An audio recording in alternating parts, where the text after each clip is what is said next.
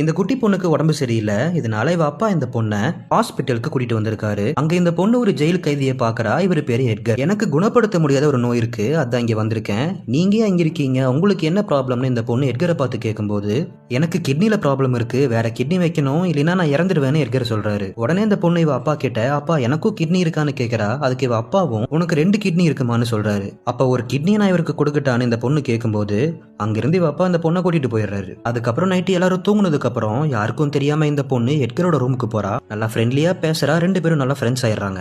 Edgar என்ன சொல்றாருன்னா, நான் சில தப்பு பண்ணிட்டேன், இப்போ என் ஃபேமிலியை ரொம்ப மிஸ் பண்றேன்னு சொல்றாரு. அதுக்கு இந்த பொண்ணு கவலைப்படாதீங்க, கண்டிப்பா உங்க ஃபேமிலி கூட நீங்க சேர்ந்துடுவீங்கன்னு ஆறுதல் சொல்றா. ஆனா இந்த பொண்ணால மூச்சு விட முடியல, சீரியஸான கண்டிஷன் ஆயிருது.